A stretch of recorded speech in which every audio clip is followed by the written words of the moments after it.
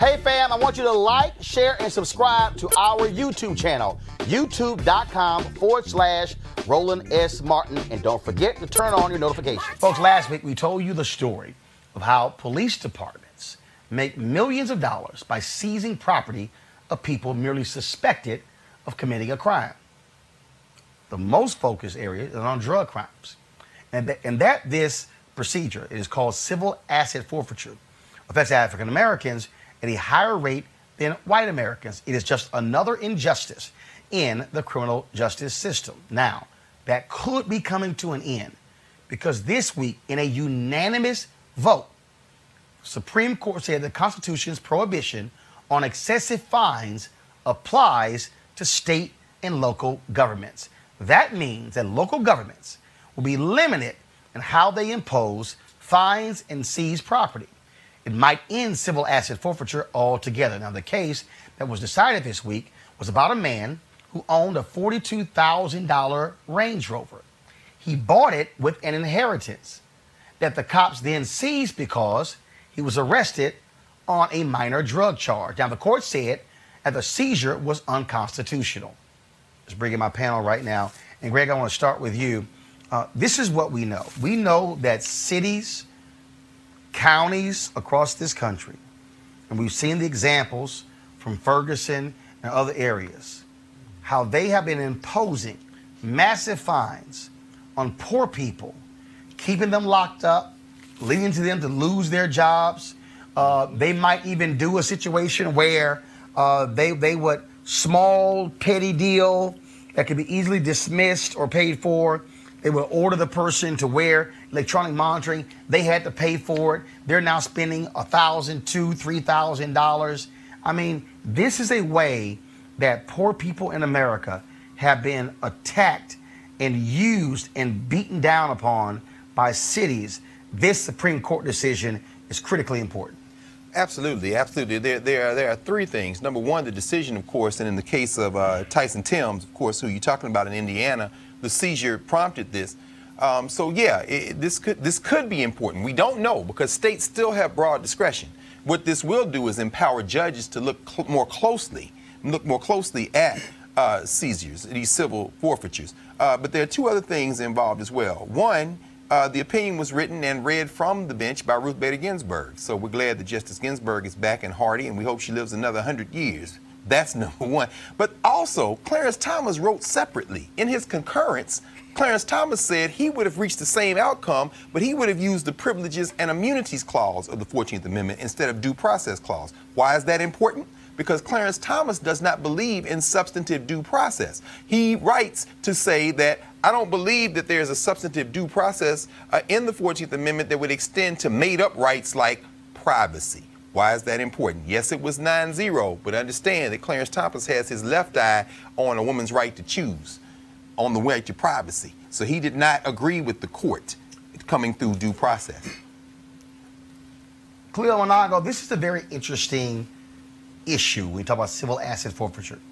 I previously had an executive from the Koch brothers Foundation. Yeah. And they, as libertarians, are very much against civil asset forfeiture. You have folks like Grover Norquist, conservative, all about no taxes, who doesn't like civil asset forfeiture. And so this is one of those issues where you have these strange bedfellows, liberals, progressives, conservatives, libertarians, folks who disagree on a bunch of other issues, but on this issue who say this is simply foul. Well, people have extended families. You know, even if it doesn't affect them personally, they have family members who have been and can be affected by this. So I think that's why we have people across the partisans who really support this. Same thing with incarceration, over-incarceration.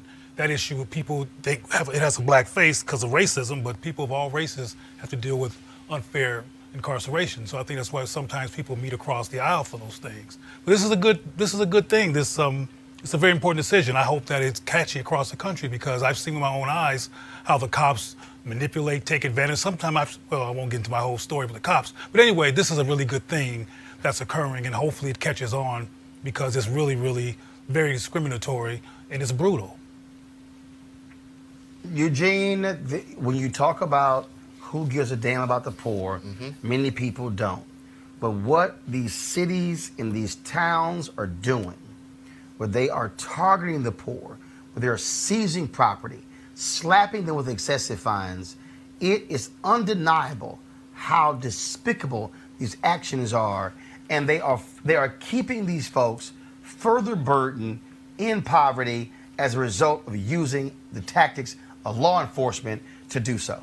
Yeah, and the thing is this, civil asset forfeiture is a system-wide tool. It's not, the police may seize it, but, the state's attorney is going to be the one that, some creative counties, they'll bring the suit against the actual item and not the person.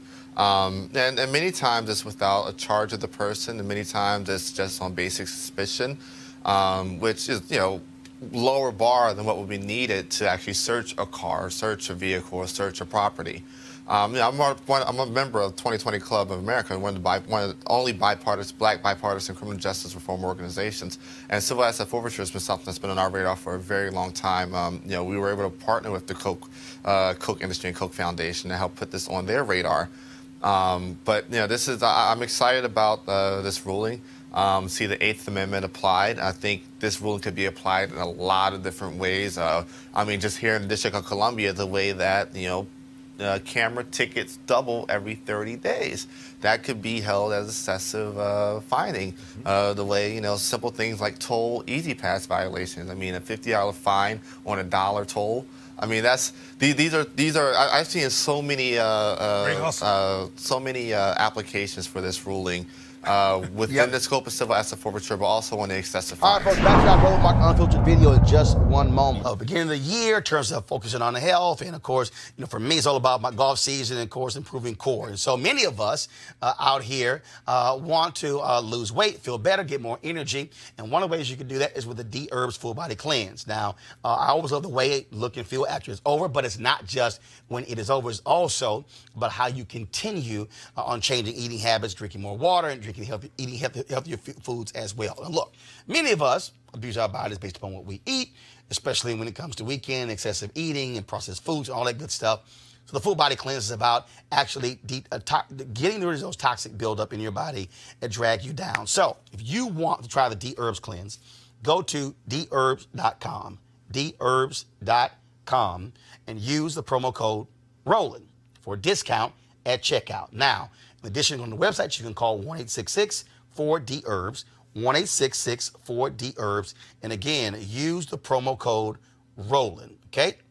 That's what you can do. And so, D-Herbs, Full Body Cleanse, we appreciate them being one of the partners, Roland Martin Unfiltered. So go to dherbs.com and use the promo code Roland. Now back to your Roland Martin Unfiltered video.